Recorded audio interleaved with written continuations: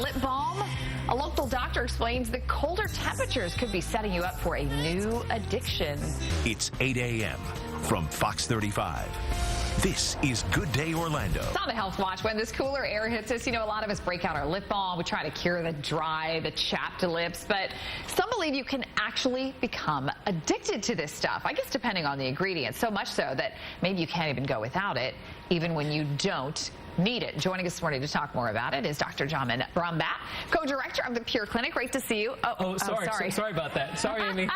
Let me put my lip balm away. Balm. Sorry about that. I love it. Okay, now listen, I've actually heard about this for many years, and I can remember when I was in high school, I had a girlfriend who, I won't say the brand, but the little jar balm and with the yellow lid, and she would take it off and she'd put it on her lips, and we used to hear people say, well, they're addicted to the camphor. Yeah. The camphor in the lip balm, just couldn't stop putting it on. Yeah. Is that what is it? So I actually was thinking the same thing. Is this a true thing? Because I actually don't walk around with lip balm in my hand every day, otherwise today I did. But I went to the OR yesterday and I asked everyone in the OR, like, do you think this is true? And I was so overwhelmingly surprised. Everyone, both males and women, both males and females, started showing me their lip balms, and they're showing me like the way they hide it in the separate areas. And I was like, wow, so this must be like a real true thing that is possible.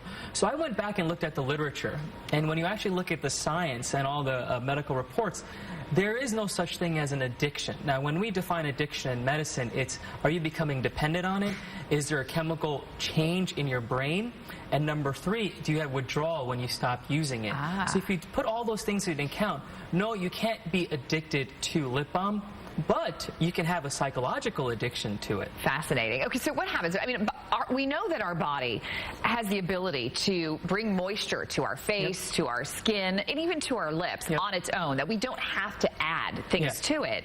But is it to the point that we've added so much that then when we don't do it, our body's not capable of re-moisturizing? How does that work? No, I think you bring up an excellent point. So the skin definitely has several layers. So the way I think about skin is like a really like lasagna. There's different layers to it, and then the top layer where you add the cheese is basically the top layer where you're putting the lip balm on. That top layer is essentially, as you mentioned, responsible for you to maintain your moisture.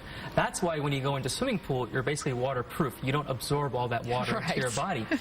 So when you're putting this on, you're basically putting a layer of wax and chemicals on that area. So some say that because you're doing that, you're no longer getting, the natural rejuvenation of the skin, which could cause problems in the future. Right. But those chemicals that you mentioned, menthol, camphor, what they essentially do or can do in the lips is basically create a chemical reaction or dermatitis.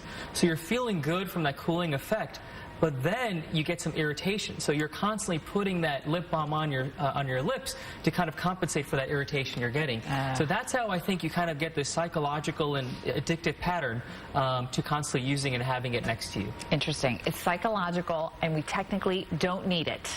It's really good stuff. You technically don't, but there are some ways to prevent, the dry lips that you can get, especially in the winter season. One is you can put a scarf around your face. The second is stay hydrated. Right. The third way is basically make sure that your skin and everything is good health. So once again, good food and good body and good health. Those are all ways to kind of avoid needing things like this.